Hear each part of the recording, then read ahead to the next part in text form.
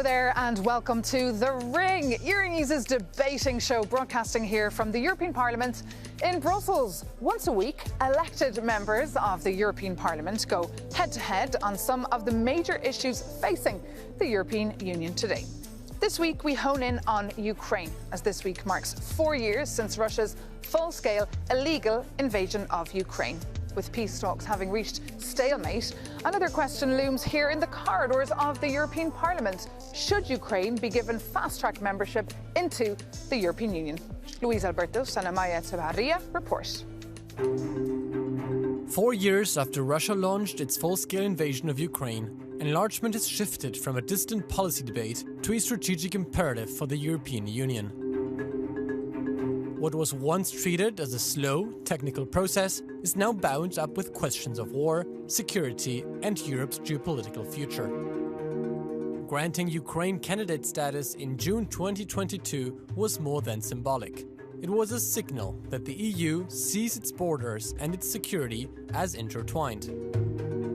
But turning that promise into membership will require sweeping reforms from Kiev, while the EU must prepare for the financial and institutional impact of absorbing a large war-scarred country.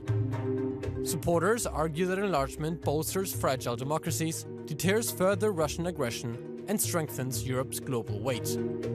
Critics warn of overstretched budgets, strained decision-making, and public backlash in member states already wary of deeper integration. Has enlargement become a measure not just of solidarity with Ukraine, but of the EU's capacity to act strategically in an uncertain world? That is the question that we have for our contenders. Let's meet them. Pētras Aушtrevичus, a Lithuanian MEP from the Liberal Renew Europe group. A career diplomat, he sits on key committees including Foreign Affairs and Security and Defense at the European Parliament. Since the full-scale Russian invasion of Ukraine, he advocates EU support for Kiev. As a rapporteur of the draft report on the EU enlargement strategy, Aушtrevичus stated, "The Russian war of aggression against Ukraine and the ongoing significant geopolitical shifts have prompted a new dynamism in the enlargement process. Enlargement is a geostrategic investment in peace, security, stability and prosperity." Aurelиусом Веригой, a Lithuanian MEP from the European Conservatives and Reformist group. He has expressed his backing for continued EU support for Ukraine. While emphasizing the need for merit-based progress and adherence to EU standards, Verigой has participated in parliamentary resolutions reaffirming the EU's steadfast support to Ukraine and recognizing the advancing reforms and fulfilling accession criteria will be key to Ukraine's future integration into the Union. So Pētras Aушtrevичus and Aurelиусом Веригой, welcome to The Ring. Hello, hello. Hello. Look, the idea here is to give our viewers just a taste of what exactly goes on in the European Parliament, what you do when you debate, what you discuss. So let's get started. Pētras, should Ukraine join the European Union by 2027? I mean, I would consider it probably as a start of negotiations. How long the negotiations will take, what kind of negotiations we will have, and probably what kind of the initial membership we will offer to Ukraine, it depends. It depends. What about you, sir? Should Ukraine join by 2027? Well, I agree with Pētras that the target should be ambitious one, because if you set a long lasting target like 2030 or 2035, it means that, you know, it lowers our perception how fast we should move. So if we say 2027, most probably technically it will not happen, but it adjusts our attempts to speed up. And why do you think Ukraine should join the European Union? Well, look, I mean, after the full-scale of Russian invasion to Ukraine, and as well as threatening European security, I think we have absolutely different political description of Europe. Ukraine is a part of Europe. To my understanding, Russia never been and is not a part of Europe. So that's why, I mean, Ukraine rejoins its family. And what benefits would Ukrainian membership bring to the European Union? Well, first of all, if we would look to today's perspective, first of all, I believe it's safety, because EU actually now Ukraine fights for the EU safety in a way that that Russia was always threatening at least the Baltic countries, but also other EU member states like Finland or Poland.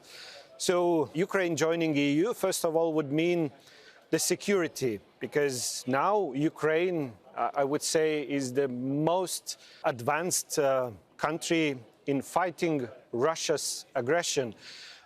They do have experience, so this is the security and safety issue. And then it's a huge economy. It's a huge possibility for the EU itself, with the new possibilities to expand, the economical growth for the EU itself. So and do all your colleagues in the ECR, the Conservatives, support your view here? I believe most of them, yes, because, everybody would like to see Europe safe. ECR was always on this issue very consistent, supporting Ukraine, fighting Russia's aggression. So I believe, yes. But one thing is defence and security. Another point is, of course, the functioning of the EU institutions, taking in such a huge member. How would even this Parliament function then? Well, probably EU must change as well. Look, we are not a law firm. Oh. We are not. Although, acquis communautaire is fundamentally important for the European Union. We stand, on the rule of law, on principles of law and so on and so forth. But world is changing. So we become more geopolitical. So we need, to increase, EU needs bigger power, bigger geopolitical power. So we need more partners, and probably partners like Ukraine might change the European Union as well for much better. Not just Ukraine itself will be reforming and transforming, but the European Union will receive a kind of impetus, a positive impetus for a change, politically, economically, and from the security point of view. And critics are arguing that the Commission is trying to power grab a little bit of that power. What would you say to that?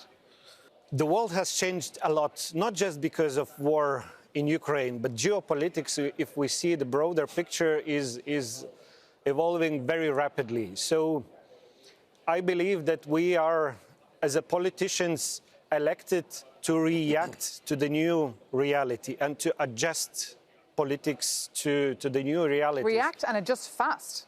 And adjust fast and adjust in a way to reflect the new realities. So how do these adjustments look? Are we talking here about actual radical reform of the institutions before we enlarge? I believe it could go in a parallel, happening the same time, because, we should not confront the two things, because my fear then it would be that, some more conservative member states could use that as an argument against, faster accession. So I believe we should find a balance in this way, going two ways at the same time. But that's already happening, right? I still see the European Union as a bit of sleepy giant. We have to wake up ourselves, all right? This next enlargement, which will be definitely different from the previous ones. All previous ones. It's a chance for EU to transform itself. So that's why I would call this process of internal reforms and enlargement like a two-way street, same time. We shouldn't waste any time given now, and transform ourselves and at the same time to enlarge. And can we afford this enlargement? There's big talks coming up in the next few years as well over the budget. I think the budget is an important issue, but again, we are more than a budget line. The budget of the European Union in future will be different. I hope revenues side will be different, so we have to reform revenue sides of the... But will we be able to afford Ukraine, which will be a net recipient for the first couple of years? Ukraine is broke. The 90 billion euro loan is frozen this week because of politics. Exactly, but as I said before, incoming enlargement will be different. Listening to the Ukrainian politicians, they already kind of sent a message that we don't need much of the support for agriculture. And probably it's a good chance. Probably seeing this enlargement towards Ukraine, Western Balkans, it's a chance to reform some policies lines of the European Union. Do you share that optimism that this time it will be different? If this will not be different, I I have a fear that we will lose. Exactly, the Ukraine will not become a member. Sure. Because your question is a right to the point. Ukraine is one of the biggest, let's say, the new possible member states. And if we would follow the same logic with the cohesion, with the agricultural, most probably this will not happen. But at the same time, we should be, I would say, more flexible when we look also to other areas. And there could be also a disagreement between different political perspectives where this flexibility could happen. One is the money, another could be, I don't know, the legal systems or other things, because we understand Ukraine now is in the war. Some territories most probably will be lost, at least for some period of time. So there will be a lot of questions. And many of our viewers would argue that you cannot allow a country at war into the European Union. It will change. I believe Ukraine in the final end will be a winner in this against the Russian aggression. So but the war is not ending anytime soon, and Ukrainians know that. We saw that this week. We saw it on their faces. We have time. Let's be patient. Let's be prudent in this regard, not to make any hectic decisions or conditionalities imposed. Let's take time. See more distant future. Okay, let me stop you there, gentlemen, as we're just getting warmed up here on the ring. So now it's time for our viewers to get a real taste, as I said, of European Parliament chamber debates, where MEPs tend to fire hard questions at each other. That means it's time for you to directly challenge each other. Mr. Verga, we can start with you with your first question. Okay, so first question from my side would be, what, considering the overall context of today's geopolitics, could be considered as a victory for Ukraine? What means victory? We have pronounced many good promises towards Ukraine. We said, Ukraine is a part of Europe and so on and so forth. Now we have to deliver. We have to prove our words by deeds, by actions. So that's why we have to open accession negotiations as soon as possible, delivering in this regard towards Ukraine. And I believe everybody, all around understand that this is a dynamic process, will be negotiations, meetings, adjustments, and so on and so forth. But let's start moving, the sooner the better. Let's start moving, the sooner the better. But if I may, the 90 billion euros is frozen, the loan. What are the other options on the table? It's a disaster. I would call it absolutely, dead end, for decision-making in the European Union.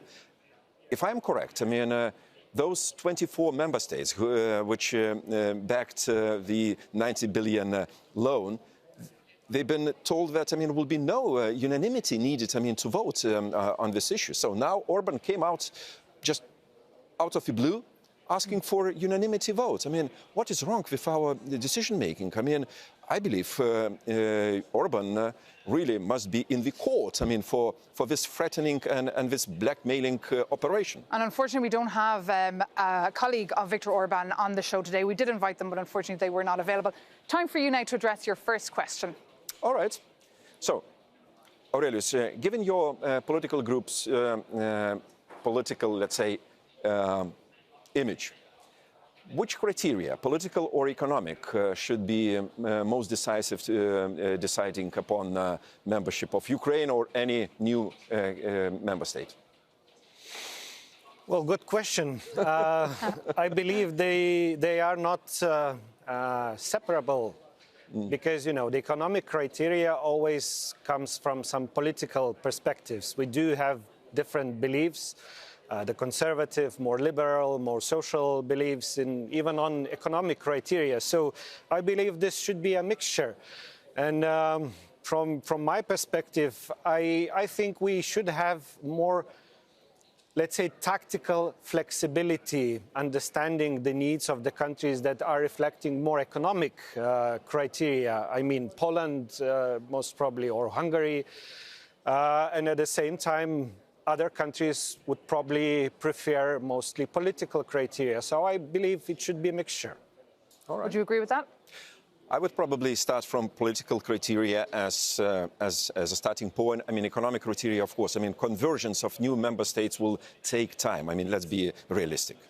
Now it's time, Petros Austrevichus, for your next question for Mr. Verja. I have a very provocative one. Okay. Good. Aurelius, would you agree with the kind of different kind of membership? I mean, second category of membership, if to speak about, for example, case of Ukraine? Well, I don't know what that means because, you know, it's devil is always in details. Yes, it is. What that means. But I would definitely agree that, that the process should be adjusted from the previous times to nowadays. And Ukraine is not the only, let's say, candidate to access. So definitely it would be to all of them, probably, yeah. So we have to bear that in mind. But I would agree that we should adjust the processes. It should be different than previous times. I think it means it's like giving Ukraine the key to the house, but not allowing them into every single room. So perhaps being allowed to sit into the summit, but not vote, for example. Is that something you would support? I mean, it's indeed devil in details. I mean, nobody quarrels about this. But to me, it's important, I mean, to have a very clear time definition when this transition period will end up. President Zelenskyy already, I mean, expressed his harsh criticism about secondary kind of membership. So that's why we have to be sensitive towards this. We have to treat each and every European state as, you know, eligible for full membership. But let's be very clear in criteria when it ends. And it's a symbol, of course. It would be a negative symbol you could be sending there to Ukrainians. You have another question now? I would like to ask more precisely, you, Petros, because you have an experience in negotiations when Lithuania was accessing the EU. How would you see from your perspective where Europe could demonstrate or should demonstrate flexibility regarding the requirements of accession when we speak about the new accessing countries, new candidates? I would be very insistent on democratic criteria. I mean, to start negotiations, there must be some, already pre-fulfilling criteria. I mean, it's clear. I mean, democracy, human rights, I mean, nothing to negotiate about. I mean, once you fulfill, you're ready to start. But then on economic criteria, indeed, I mean, it's very fluid process. There are good and bad examples in this regard what comes to the European history. But, we have to impose probably this kind of approach of gradual, differentiated integration. So letting, for example, Ukraine or other candidate countries into the single market, certain parts of the single market, once they, ready, I mean, to compete on a single market, not harming the single market by kind of destruction factors. So here I am more flexible. On economic criteria, I think it will be more lengthy, time-wise, and probably more in details if it takes. Well, look, we have heard the first views of our MEPs. It is time now to bring in a new voice. I'd like to bring in the voice of President Volodymyr Zelenskyy. Speaking alongside the Commission President Ursula von der Leyen in Kyiv this week, he said this regarding EU membership. It is important to receive a clear date for joining the European Union. If there is no date, if there is no such guarantee, Russia will find a way to block Ukraine for decades by dividing Europe. We must protect ourselves from this. So, of course, when it comes to a timeline, both of you earlier, when I proposed the idea of 2027, you basically said that's not possible. So what date would you like to propose? I would say 2030 could be a realistic scenario for Ukraine to join. Same question to you? I think what President Zelenskyy tries to convey to us, I mean, he needs our commitment to start negotiations. Once you start negotiations, will be the end.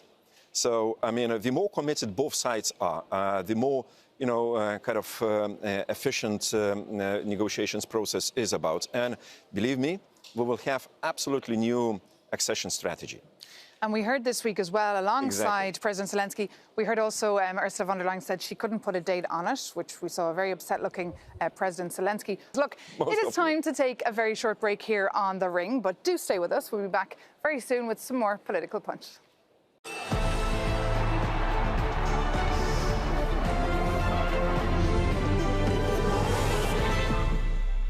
Welcome back to The Ring, Euronews's weekly show, broadcasting here from the European Parliament in Brussels.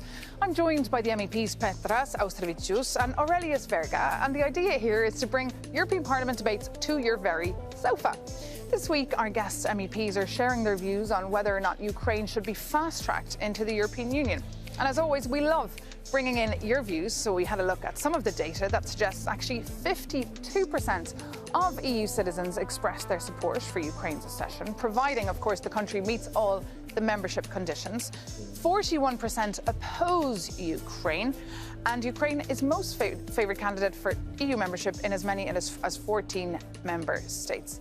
So this is interesting there. The majority are in favour, but it's still quite tight. How do your voters back home feel about this, Mr. Verigой?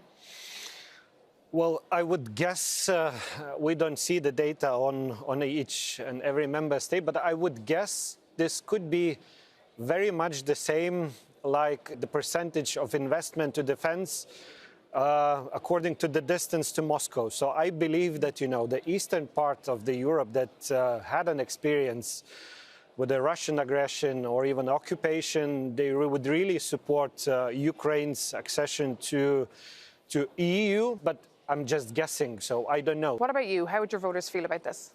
Well, I take the present public opinion in the European Union towards Ukraine much led by those pictures, see about Ukraine. Destruction, war, grim pictures, sad faces, and so on and so forth.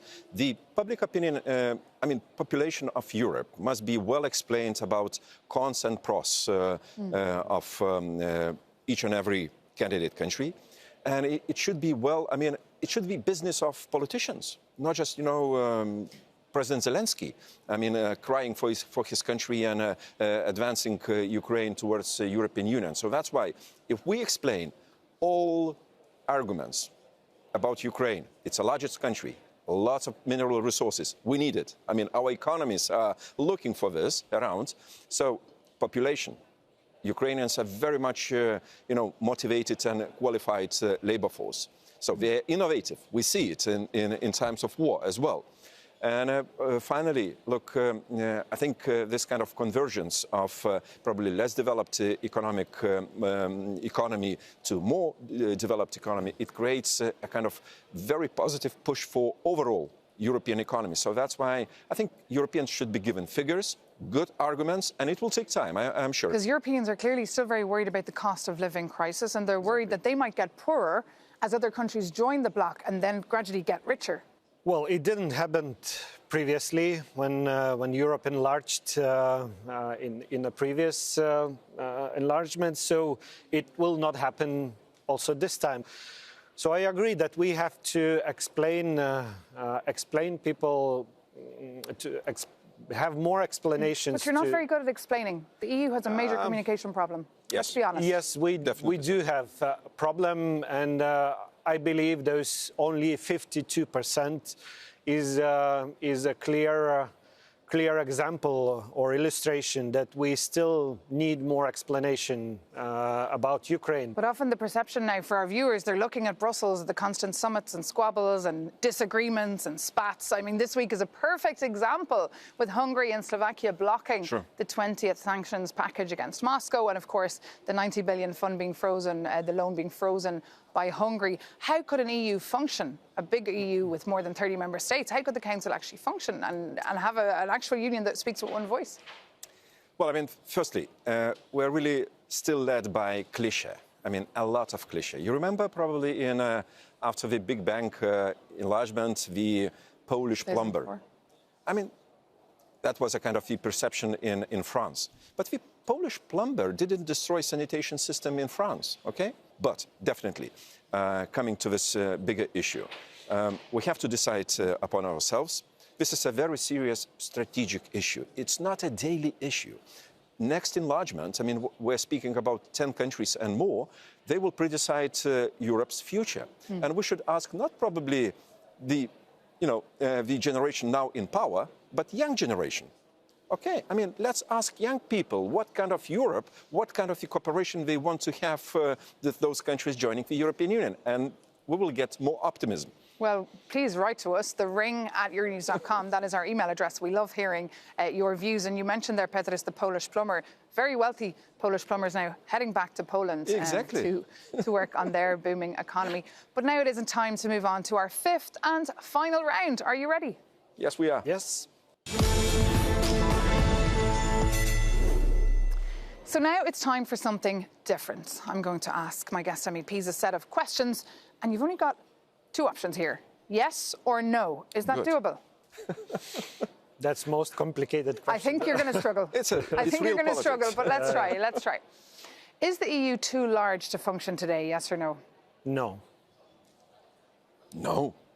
Should Ukraine be fast-tracked into the European Union, yes or no? Yes. Yes. Should Ukraine join the EU before 2030? Yes. I would like to see, yes. Is the EU ready for another big bang enlargement, yes or no? Tricky question. Factually, not, but politically, I would say yes. Not yet. It will take time. Should agriculture subsidies be reduced in current member states to accommodate Ukraine? Oh, that's a good question. I mean, common agriculture policy will be different. And I hope this new accession will accelerate this process. Mr. Verigой? For the moment, I would say no. And should enlargement decisions require unanimous approval from all member states? As a final decision, yes. In between, no. Yes. And is enlargement today more about security than values, do you think, Petras? Both. I mean, security, it's about values, values about security. Yeah, the same. And is the future of the European Union bright, yes or no? Absolutely so, because we are here. Yes, definitely yes. So we have a Conservative and a Liberal both agreeing on a lot of topics. You see? Why don't you join the same party? We are from Lithuania. We don't need to join the same party. It's hard to find disagreement about Ukraine in Lithuania. I can tell you, we fight like cats home. But here in Brussels, in the European Parliament, when it comes to strategic decisions, we join forces. It's all about finding compromise, gentlemen. Thank you So much. That answer does bring this edition of The Ring to an end. Thank you so much to Petras Aушtrevичusом and Aurelиусом Verigой. It's been great hearing your views. And of course, you can join us anytime by writing to us as well at thering@euronews.com. But thank you so much for tuning in. Take care and see you soon here on Euronews.